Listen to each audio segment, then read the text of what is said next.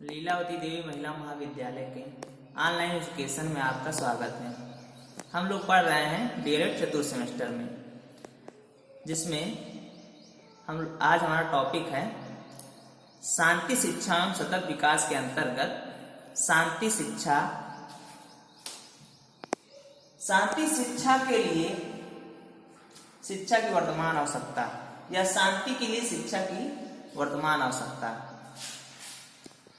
सबसे पहले आप सभी जानते हैं कि शांति अभिमुख व्यक्तित्व निर्माण वर्तमान की प्रमुख आवश्यकता है।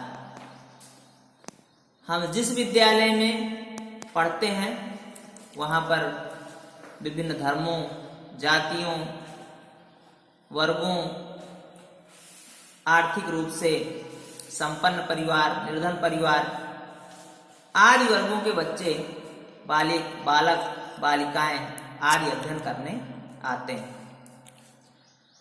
उनके अंदर ऐसी भावना विकसित करना कि वह न्याय, समानता, भ्रातृत्व प्रेम, अहिंसा आदि से ओतप्रोत हो सके, इस प्रकार की शिक्षा व्यवस्था की जरूरत है।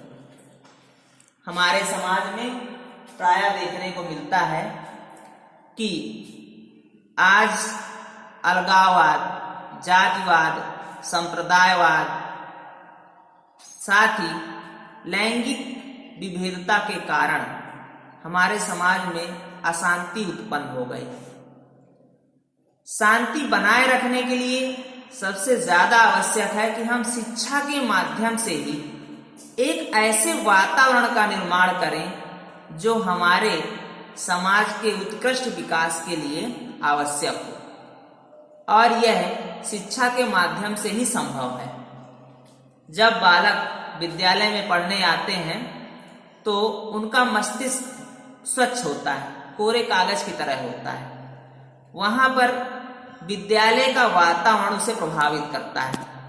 यदि विद्यालय में छात्रों में सहयोग, प्रेम, स्नेह, मैत्रीता पूर्ण भाव पाए जाते हैं तो बालक परस्पर सहयोग की भावना विकसित करते हैं, एक दूसरे का आदर करते हैं, एक दूसरे का सम्मान करते हैं, साथ ही एक दूसरे का परस्पर किसी भी कठिनाई में साथ देने का पूरा प्रयास करते हैं। इस प्रकार से वर्तमान में शिक्षा व्यवस्था ऐसी होनी चाहिए जो हमें एक अच्छे समाज का निर्माण करने के लिए महत्वपूर्ण योगदान प्रदान करे। यदि हम प्राचीन कालीन शिक्षा व्यवस्था की बात करें तो प्राचीन काल से ही इस प्रकार की व्यवस्था हमारे शिक्षा में की गई थी जिससे एक अच्छे समाज का निर्माण हो सके। वहां पर वर्ण व्यवस्था लागू थी और वर्ण व्यवस्था जाति पर न होकर कर्मों पर थी। प्रत्येक व्यक्ति अपने कर्मों के आधार पर अपना वर्ग चुन सकता था और वह अपने वर्ग को चुनकर एक अच्छे समाज के निर्माण में सहायता दे सकता था।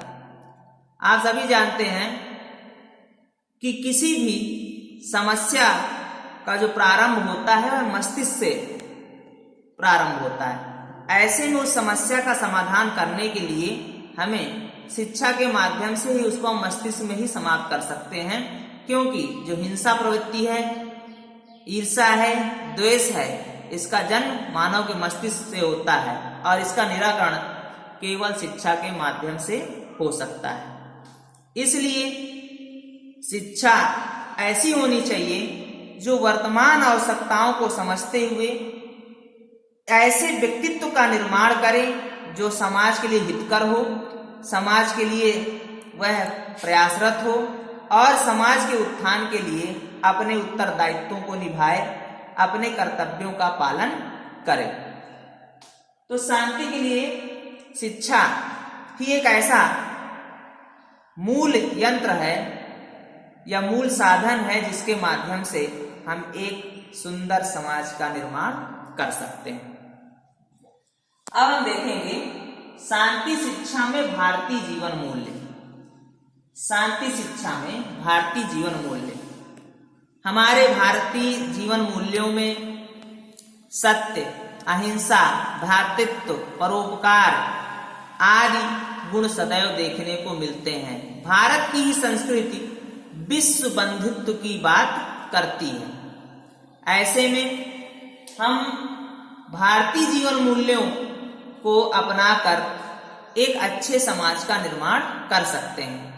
हमारे संविधान में भी धर्मनिरपेक्षता, सामाजिकता, भ्रातृत्व आदि शब्दों का निर्माण, आदि शब्दों को संकलित किया गया है, जोड़ा गया है, जिससे यह दर्शाता है कि हम ऐसे राष्ट्र के निवासी हैं जो किसी भी प्रकार की हिंसा को शिक्षा के माध्यम से नियंत्रित करने का प्रयास करता है।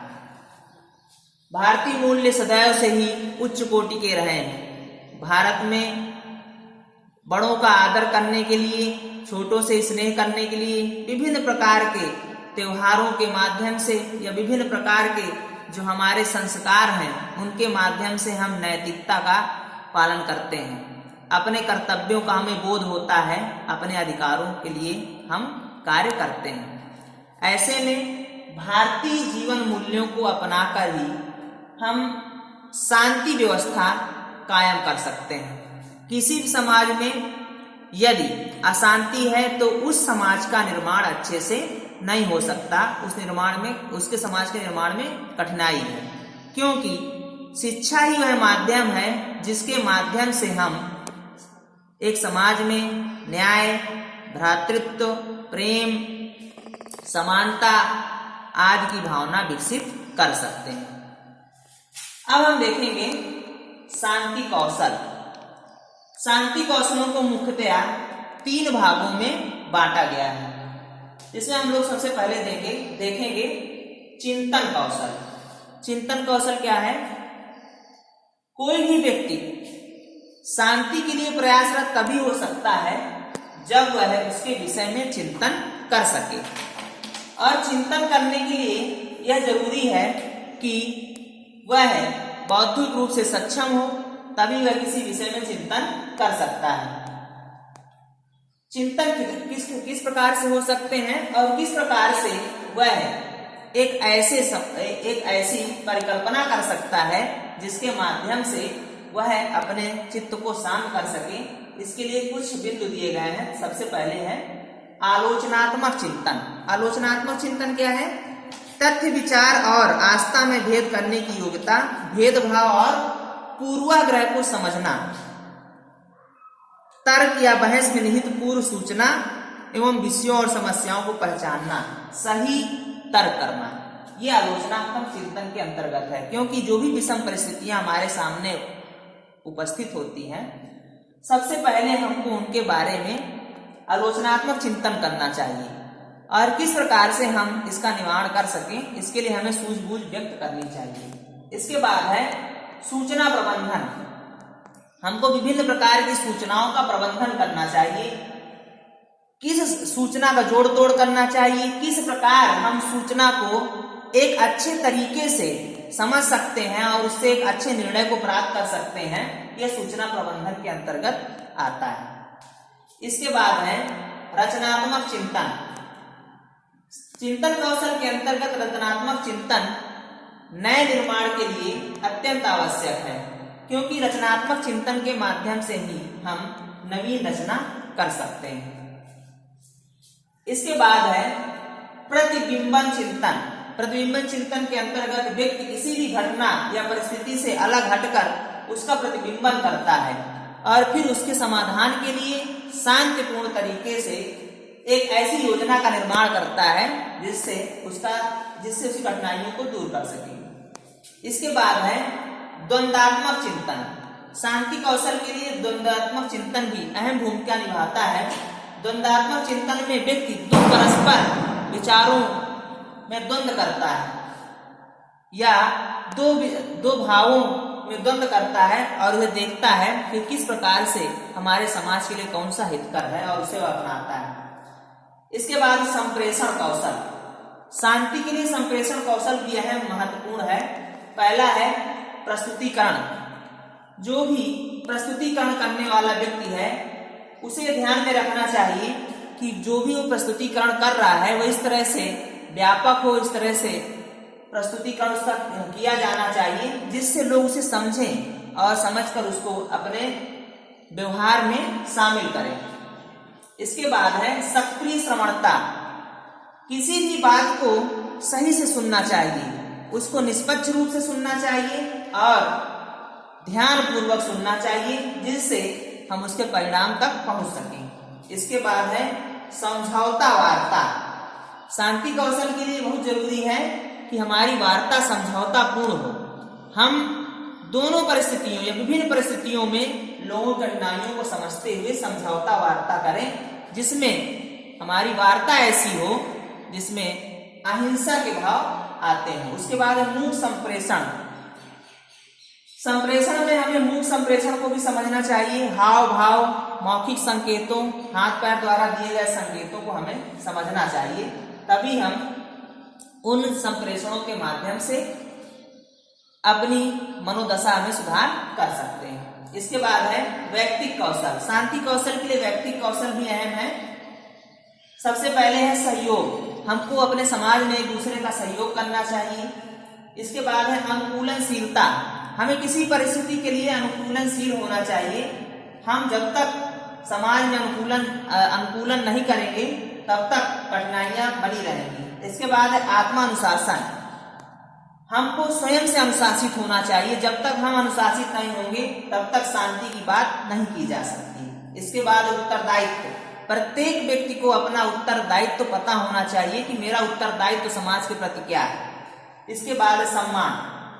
प्रत्येक व्यक्ति को, समाज के प्रत्येक नागरिक को सम्मान देना चाहिए। किसी प्रकार की भेदभाव की भावना उसके अंतर्गत नहीं होनी चाहिए। तो ये शांति कौशल जिनको अपनाकर हम शांति के मार्ग में आगे बढ़ सकते हैं। इसके बाद शांति अवृत्तियां। वह कौन सी अवृत्तियां हैं जिनके माध्यम से हम शांति के लिए कल्पना कर सकते हैं, या मनुष्य के अंतर्गत वह कौन सी अवृत्तियां हैं जिनके माध्यम से हम एक अच्छे वातावरण का, एक अच्छे समाज का निर्माण कर सकते हैं। सबसे पहले है सहनशीलता। शांति के लिए सबसे जरूरी है कि व्यक्ति सहनशील हो। उसके बाद है मानव प्रतिष्ठा व मतभेद के लिए आदर। एक दूसरे का वह आदर करें और मतभेद के लिए भी उनके अंदर आदर हो। यदि कोई व्यक्ति का विचार आपसे मेल नहीं खाता तब भी आप उनका आदर करें। इसके बाद लिंग और जात संवेदनशीलता। लिंग और जात के प्रति आप मनुष्य को संवेदनशील होना चाहिए, क्योंकि जब तक वह इनके प्रति संवेदनशील नहीं होगा तब तक वह ऊंच नीच की भावना से ओतप्रोत रहेगा। इसके बाद है पर्यावरणीय जागरूकता। मनुष्य को पर्यावरण के प्रति जागरूक होना चाहिए। भौतिक अभौतिक दोनों प्रकार के पर्यावरण के प्रति उसे ध्यान देना चाहिए, और एक अच्छे पर्यावरण का हम की कल्पना हम तभी कर सकते हैं जब हमारे मस्तिष्क में शांति हो। इसके बाद देखभाल और सहानुभूति। हमको अपने समाज का, जीव जंतुओं का, सबका देखभाल करना चाहिए और उनसे सहानुभूति रखनी चाहिए। इसके बाद निष्पक्ष निर्णय लेना। बिना पक्षपात के हमें निष्पक्ष निर्णय लेना चाहिए, तभी हमारे समाज में शांति बनी रहेगी। इसके बाद है सामाजिक जिम्मेदारी एवं जवाबदेही। प्रत्येक व्यक्ति की सामाजिक जिम्मेदारी होनी चाहिए और वह जवाबदेही, उसकी जो है अपने कार्यों पर जवाबदेही उसे होनी चाहिए। इसके बाद आत्मसम्मान। प्रत्येक व्यक्ति का अपना आत्मसम्मान होता है और उस आत्मसम्मान के लिए हमें ऐसे कार्य करने चाहिए कि वह सम्मान बना रहे। इसके बाद बदलाव की ओर रुझान, बदलाव की तत्परता। समाज में जो हो रहे बदलाव हैं उनके प्रति हमारा रुझान होना चाहिए, हमें तत्पर रहना चाहिए। मनुष्य को परिस्थितियों के अनुसार बदलाव करना चाहिए। इसके बाद है अध्याय 2, व्यक्तित्व एवं सामाजिक विकास। आप सभी व्यक्तित्व के विषय में पढ़ चुके हैं पहले ही। व्यक्तित्व का अर्थ, व्यक्तित्व की विशेषताएं, व्यक्तित्व के प्रकार और व्यक्तित्व को प्रभावित करने वाले कारक, इन सब के बारे में आप पढ़ चुके हैं। इसके लिए यूट्यूब पर एक वीडियो भी है जिसको हम आज शेयर कर देंगे, उसको एक बार फिर से आप देख लीजिएगा। अब हम देखेंगे कि व्यक्तित्व में जो सामाजिक विकास के लिए प्रेरक है वह कौन कौन से हैं। तो पहला है सहयोग। हमारा व्यक्तित्व ऐसा हो कि हम एक दूसरे का सहयोग करें। प्रतिस्पर्धा, प्रत्येक समाज में प्रतिस्पर्धा होती है, किंतु प्रतिस्पर्धा ऐसी होनी चाहिए जो किसी विशेष प्रयोजन से ना होकर एक प्रजातांत्रिक हो, एक स्वच्छ हो। इसके बाद संघर्ष। प्रत्येक समाज में संघर्ष पाया जाता है, किंतु यह संघर्ष मानवता के खिलाफ ना होकर मानवता के लिए होना चाहिए। इसके बाद व्यवस्था। समाज में प्रत्येक वर्ग के लिए एक ऐसी व्यवस्था की जानी चाहिए जिससे एक हम अच्छे समाज का निर्माण कर सकें। इसके बाद है आत्मीकरण। समाज में जो भी अच्छे गुण हैं उनको आत्मीकरण करना चाहिए। तो व्यक्तित्व में यदि सहयोग, प्रतिस्पर्धा, व्यवस्था, आत्मीकरण की भावना है तो वह सामाजिक व्यक्ति होता है और वह समाज के लिए ऐसे कार्यों करता है जिनसे समाज में शांति बनी रहती है। आज के लिए इतना ही। धन्यवाद।